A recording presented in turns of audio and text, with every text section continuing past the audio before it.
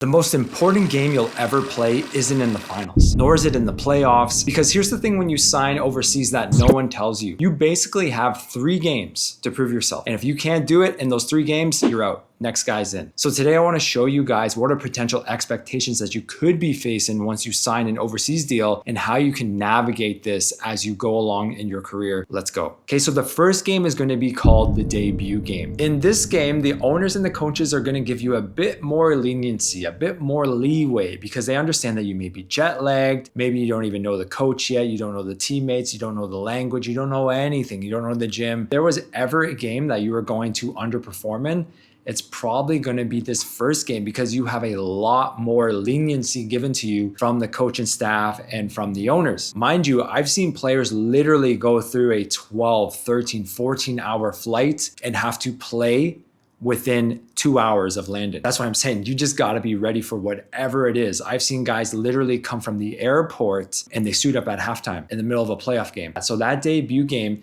if you can do well in that debut game, that's gonna help a lot, because they're already going to be patting themselves on their back. Like, you've just added a few games to your career now. But if you haven't done well in that debut game, it's not the end of the world, but yes, definitely rest up, think about it, reflect, and then get back to it. So the second game that you would play then is going to be like the main test. This is the main game that you have to do well. Now that you have actually rested for a day or two, you've slept, you've ate food, you're hydrated, they expect you to actually produce. And this second game is really going to be the key test. Now, depending on the league, this second game could honestly be a back-to-back. It could be right after the debut game, and then the next day you play the second game. Or if the team is smart, they would probably give you a bit of a leeway. So for instance, maybe you would come in, you have like 2-3 practices, and then you play your debut game, and then maybe you have a week off, and then you could play your second game, and then you have a whole week to learn the plays, learn the teammates. Now, obviously, if you go to a new country, there's no way you're going to know the language. There's no way really you're even going to know the plays within a week, within 2 weeks. Heck, maybe even within, I've seen guys having to adapt to the language within years. So don't think that you're actually going to be integrated in the sense of like you're back in the States and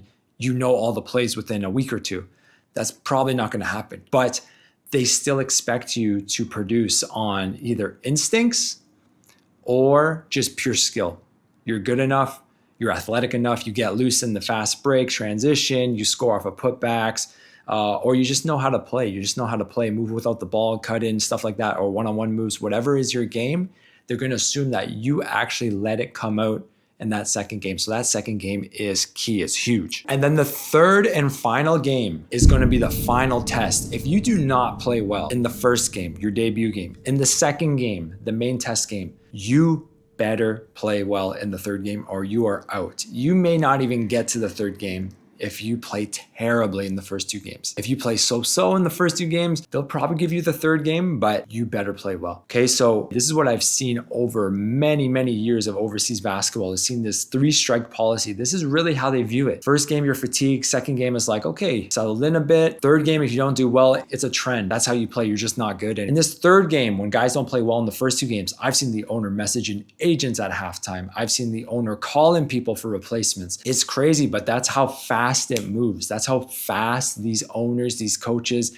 how quick of a leash it is that you have to produce in overseas basketball. So that's why I say before you even get to the games, you have to have that mindset. I'm going to destroy it no matter what it is. Practice, shoot around, scrimmaging, debut game, second game, third game, all the way back to whatever game it is until you're an established pro. Then you can maybe let up a bit and you've established your name a bit. But until then, you have to be on absolute high alert all the way through. I cannot tell you how many people I have seen get cut, get sent home, get released before they even play 10 games overseas, let alone 1, 2, 3.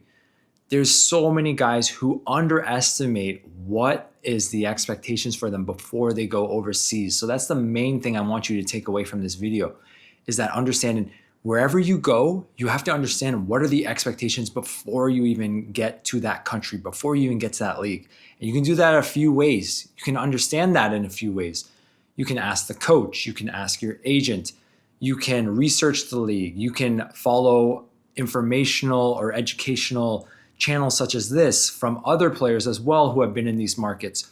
because every market is going to demand something differently. If you're in the market such as Latin America, Asia, or Africa, or the Middle East, those are extremely high pressure markets where you have to produce right away. And if you don't produce, you are absolutely gone. But if you're in somewhere like Europe or Australia, those regions, those countries tend to be a bit more loyal and a bit more forgiving in how well you play. They really need you to more play a role than anything.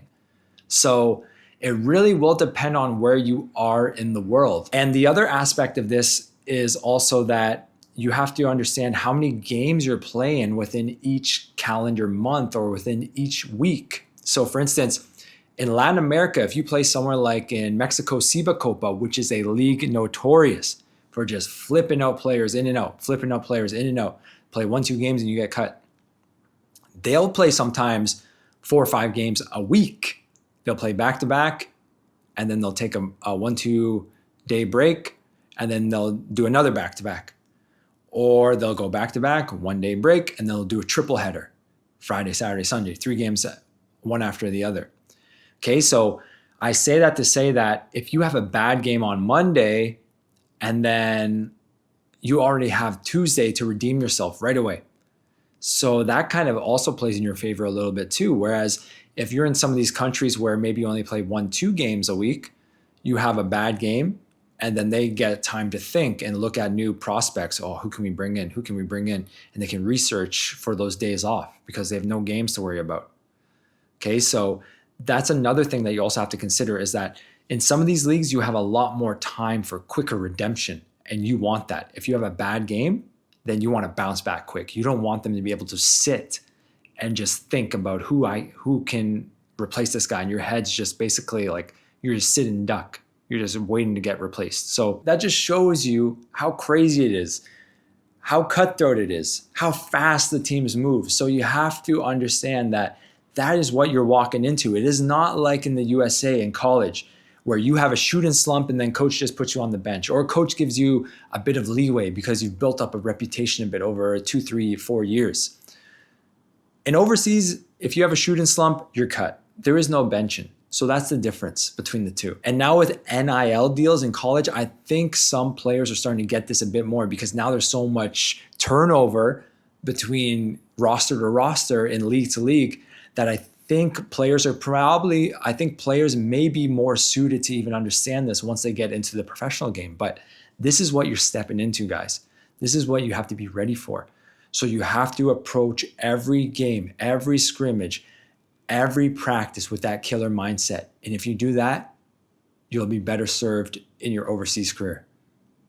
Thanks so much for listening, guys. Appreciate it. I'll see you guys in the next one, all right? Peace.